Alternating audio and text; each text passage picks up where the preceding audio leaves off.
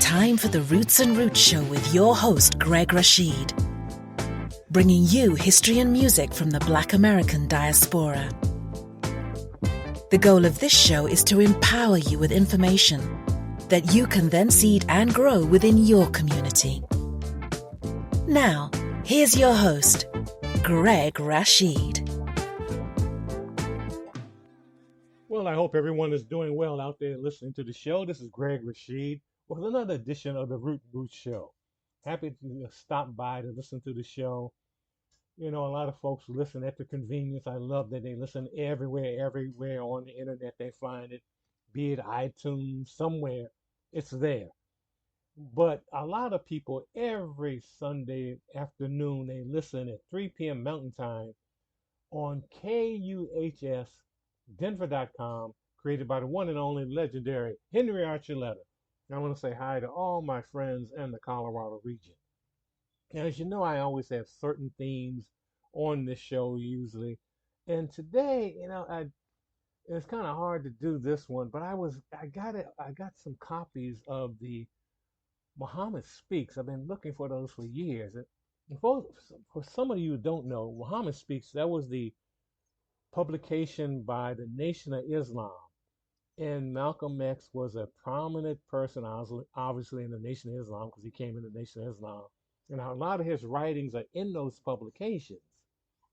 And I got a hold of those, and I was just reading them. And it was getting sad because, there's a lot of attacks on Malcolm in late 63 after he makes a statement about the chickens coming home to roost, about the assassination of President Kennedy. And it's just sad reading that, and then reading about his murder in February 21st of 1965. It's so amazing to realize that was 57 years ago. So I want to do a tribute to Malcolm to honor him, because I got to keep, I keep forgetting, but I have to remember this, that a lot of people, I assume that they know the same history I know, but a lot of people don't.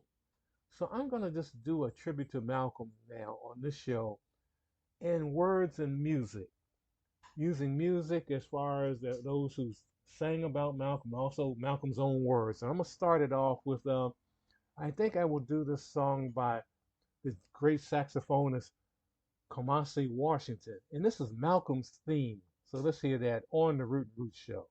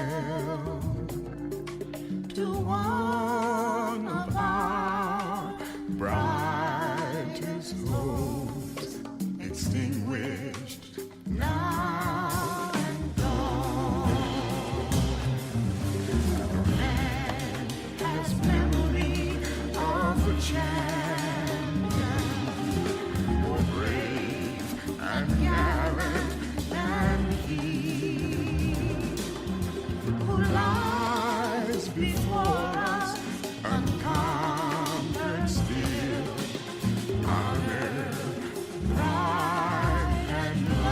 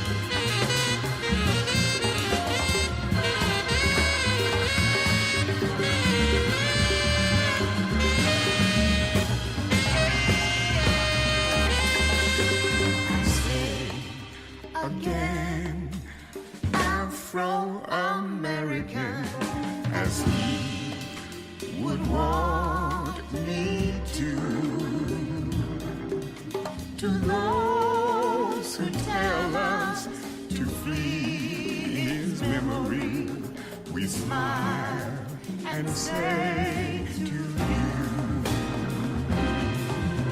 have you ever talked to Brother Malcolm, or had him smile at you? Did you ever really listen? If so, you know this too. Malcolm was our manhood, our living black manhood. For this we honor him, and so we honor the best in ourselves, the gift he gave us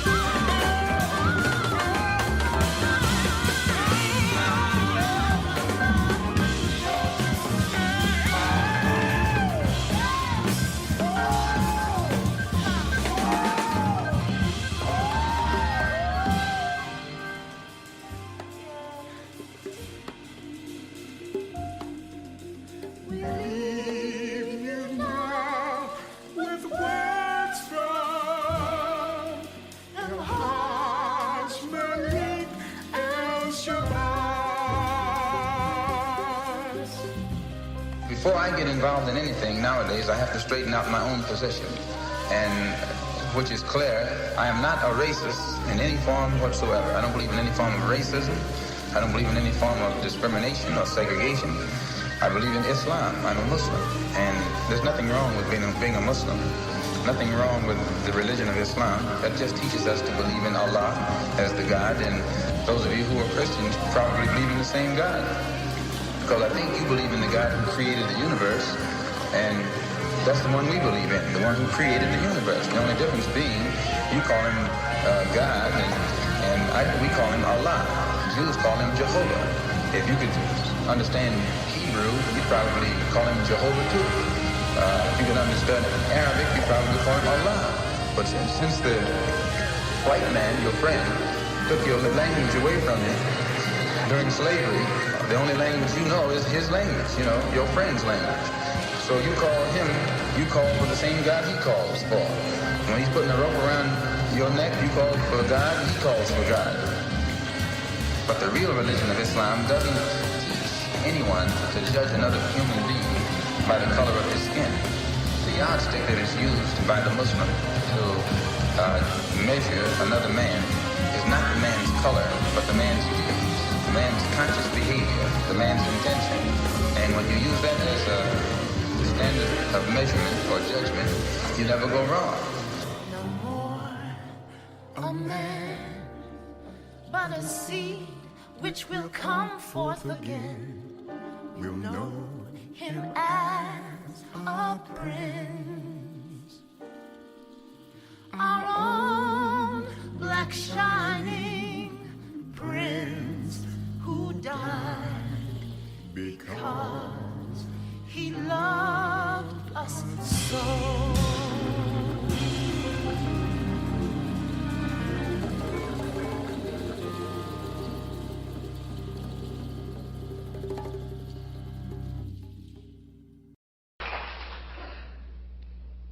If white immigrants can come to this country 50 years ago with nickels and dimes and no education, and come here and pool their little nickels and dimes and no education, and set up little stores, develop these stores into larger stores, develop this into an industry which creates job opportunities for whites.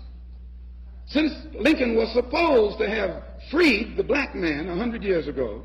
And today the black man, according to the government economists, has spending power of $20 billion per year. We feel that with the black man spending $20 billion a year, not setting up any businesses, not creating any industry, not creating any job opportunities for his own kind, he's not in a moral position to point the finger today at the white man and tell the white man that he's discriminating against him for not giving him a job in factories that he himself set up. If the black man has $20 billion, and these so-called Negro leaders are such geniuses that they can integrate white restaurants and integrate white factories and force themselves into that which the white man has set up, they should use this same ingenuity to show the black people how to pool our wealth and set up something of our own. And then we won't have to force our way into his anymore. One more thing I would like to point out concerning what he said about 125th Street. We don't waste our time on 125th Street, but you can reach more people in the street who want to change than you can in the bourgeoisie society, the bourgeoisie church, and the bourgeoisie circles. Our program is directed toward the man in the street.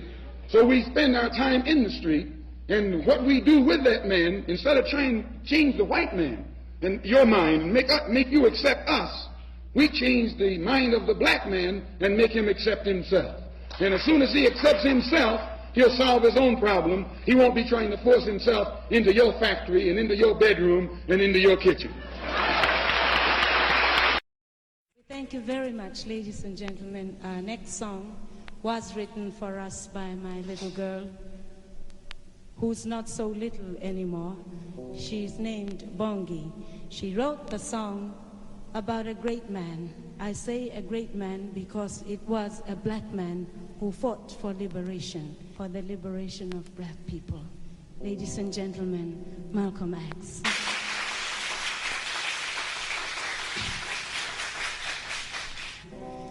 Everybody seems to be preaching revolution.